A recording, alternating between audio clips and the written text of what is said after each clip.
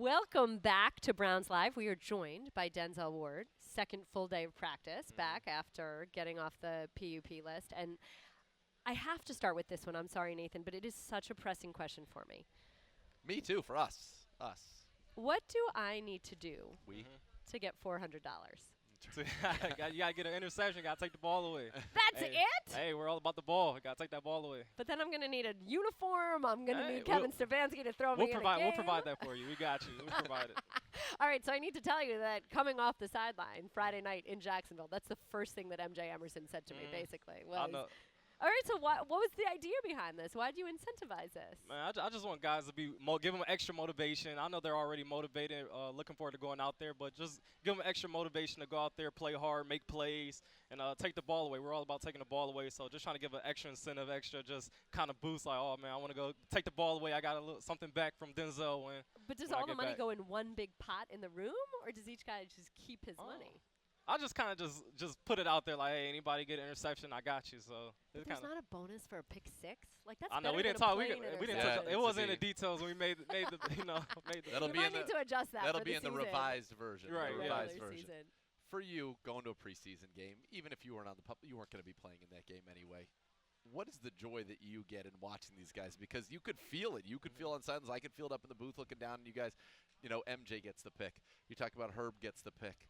D'Anthony Bell forces the fumble. You guys are. It just seems like you guys have so much fun and love each other. What's the secret in that room? No, I mean we're close. It's that camaraderie I think that we've been building this entire offseason.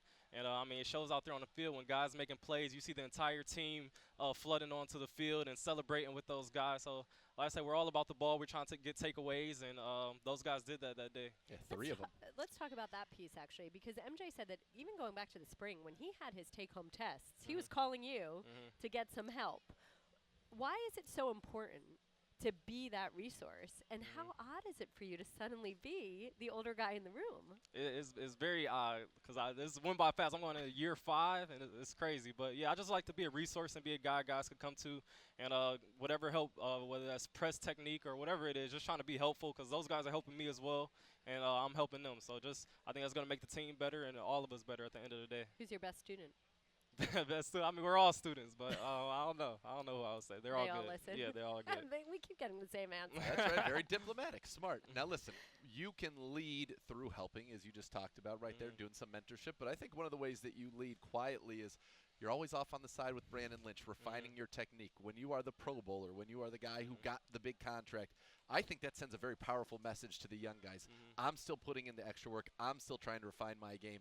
Is that something that's important to you? And, by the way, what is going on over there with you and Brandon Lynch when you and Greg and Greedy are always over there? Yeah, it's just about really focusing on attention to detail. I know a lot of guys ask me, like, how do you make $100 million? How do you be that guy? And I just try to tell them attention to detail and just focusing on those details and working hard. I mean, it's all about the little things, just like you said, off to the side with Coach Lynch, doing a little press technique or things here and there. And I feel that stuff also going to pay off at the end of the day. Has he ever had a bad day?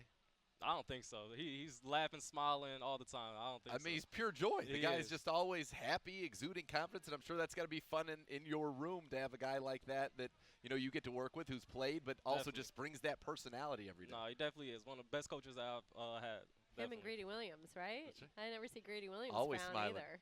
Say again? Greedy Williams, he's always got a smile on his face, too. They're all joyful people, love to have fun, and love being out here playing football. All right, so one of the things that you talk about in having fun, the corners keep talking about the versatility you can have this year, that legitimately you guys can track a single receiver inside, outside, wherever. Tell me why you like the idea of that, and is that particularly challenging? Of myself following in a receiver? Any of you. Any of us? Yeah, I think we got a lot of depth at the corner position. And, I mean, whether I'm just playing in the boundary or if I got to follow a guy, I could do that. Or if Greg wants to go somewhere and follow a guy, I think we're all capable of covering that number 1 receiver. Do you like that, or would you rather just stick to your side?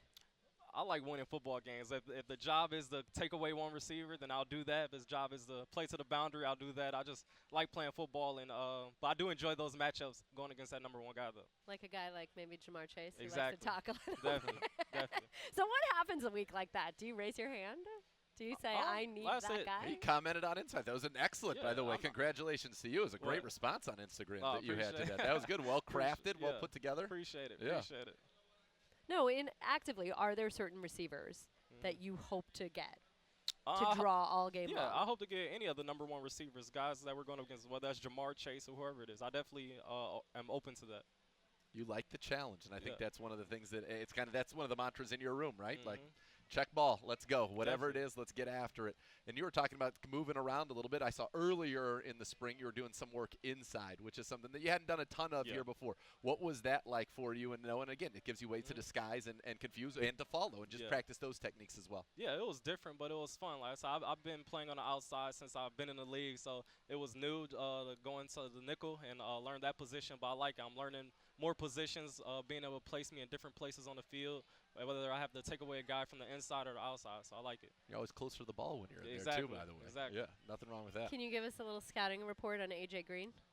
Our corner, AJ, he's a fantastic corner. That's why I said we got guys that could cover the number 1 receivers. I feel AJ is definitely in that conversation for that as well. Okay, tell us something that MJ can work on in this next game.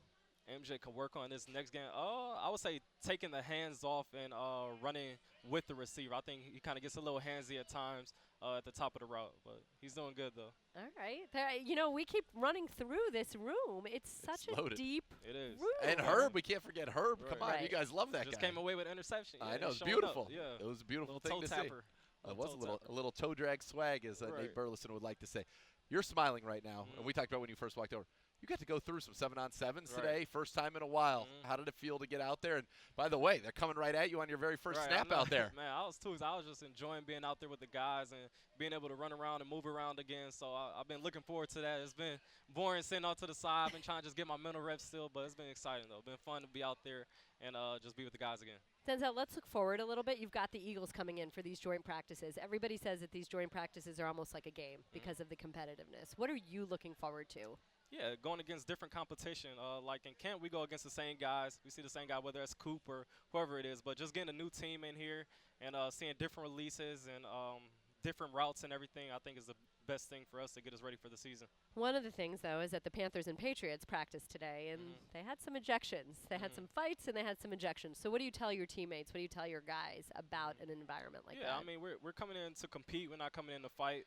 Some things happen, but you want to eliminate that as much as we can and just focus on football and have fun. When you get to go against guys, and these are two very different receivers, but two guys who've been productive. A.J. Brown has been one of the best kind of big-bodied receivers in the league, and then Devontae Smith comes in as a rookie, has a great year, very fast out of Alabama. Is that fun for you when you get to go and see those guys? Because, look, they're good receivers in our division. Pittsburgh right now feels very happy with their receivers. They had another one in Pickens. We know about Cincinnati and what they've got there, but do you like getting to go against different body types, too, to prepare you for the season like that? Definitely. Like you said, it prepares you for the season going against those different skill types, different body types. They give different releases, run different style of routes, so it's fun to go against them and get us prepared for the season. All right, Let's sweet. do it. Let's well, go. Denzel, I'm ready. We're just ready to play at this point, especially go. if playing is the only way I get $400. That's right. Can't do anything else. We'll have to talk about We'll it. work on this. All right, we got a preseason to work on it. Denzel, thank you so much for the time. And that is another episode of Browns Live. We will see you live Thursday when the Eagles are here. That's right. Joint practices. Let's go. Bye.